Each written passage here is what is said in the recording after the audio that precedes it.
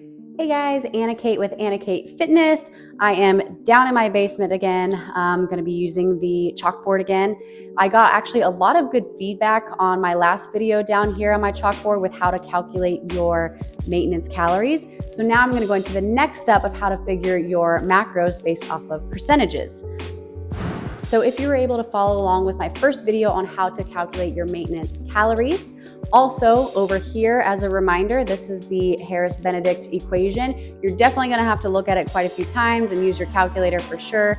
But here is your reminder of the equations. Remember, the male and the female ones are different. So that's what you'll need to calculate first to figure out what your maintenance calories are. I'm also going to go over a little bit more in depth how to get into a deficit and how to get into a surplus. If you want to gain weight for the surplus, or if you want to lose weight for the deficit. And then from there, either if you're in a surplus or a deficit, or you could stay in maintenance phase, then how to calculate your macros from there. There's a couple of different options for this. There's not one right answer. So I'm going to give you my favorite options that I like to use and also give you the information and the tools for you to decide which option is best for you. Okay, so I've written the percentage suggestions on the board here. We're going to go through this. So for your carbs, you can pick anywhere between 45 to 65% of your daily total calories. For fats, this can be anywhere between 20 to 35%. And for protein, anywhere between 20 to 35% for your protein.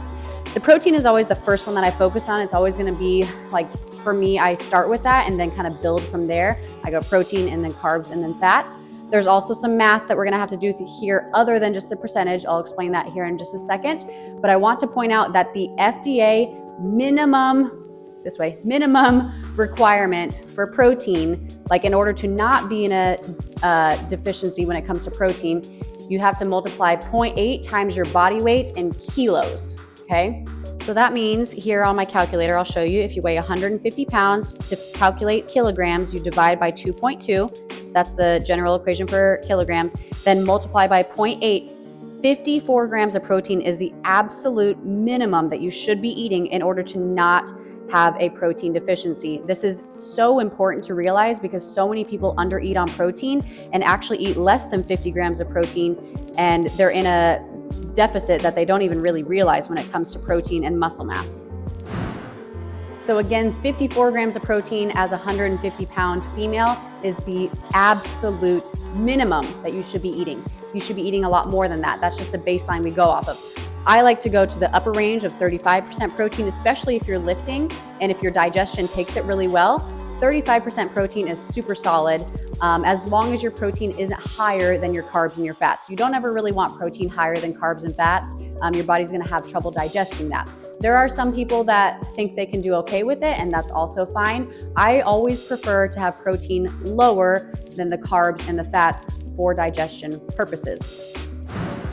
Another really important piece of information that you will need in order to do this math is knowing that protein and carbs have 4 calories per gram, okay? So that means 1 gram of protein is equal to 4 calories.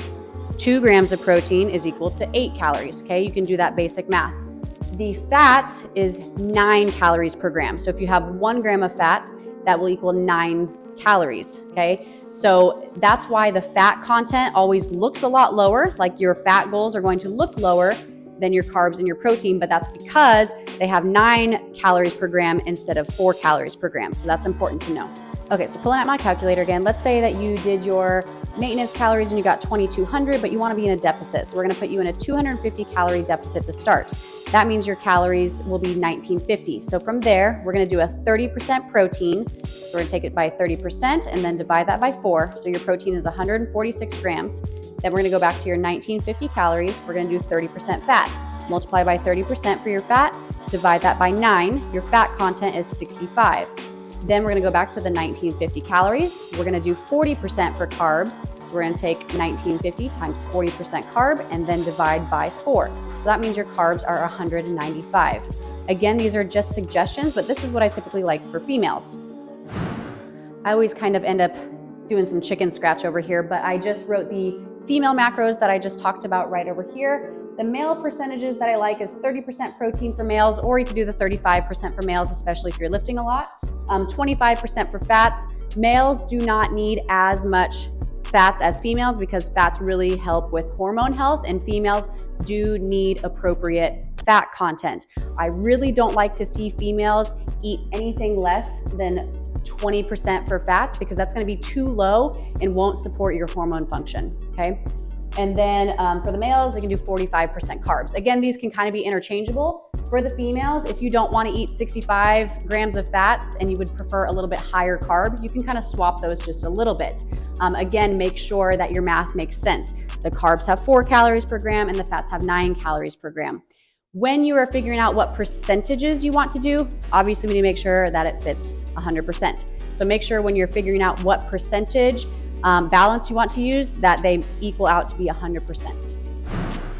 So now we're going to do the same math here, but we're going to say that this is a male who wants to be in a surplus so that he can gain muscle mass, okay? So we're going to figure out the maintenance calories. Let's say they're 2,200 again, just for simplicity, but we're going to add 250 calories. Then from there, go through the math again. 30% protein, divide by 4, 25% fat, divide by 9, and 45% carb, divide by 4. So that means his numbers will be 183 protein, 62 fat, and 253 carbs, compared to the female who wants to lose body fat at 146 protein, 65 fat, and 195 protein or carbs. So again, these are all starting numbers. Your macro percentages can be within these ranges. Again, there are other things that can affect them, like cultural differences when it comes to food in different cultures. Some cultures have much higher fats in the foods that they eat. For example, when I go down to Mexico, the food is usually a little bit heavier, higher in fats. So if I know that I have a client who's deep into Mexican culture, they eat a lot of Mexican food, maybe they're in Mexico themselves. When I go down to Mexico, I know that my food's gonna be a little bit higher in fat. So I'm gonna go on the higher end of that and adjust that way. That is another reason why it's important to have a coach that kind of knows these things and can help guide you through the specifics to you, your cultures, your preferences, your lifestyle factors. For example, my vegan clients or my vegetarian clients are going to be a lot lower end of the protein. I would stick them in like the 20% protein range because it's extremely hard to get protein sources as a vegan or a vegetarian.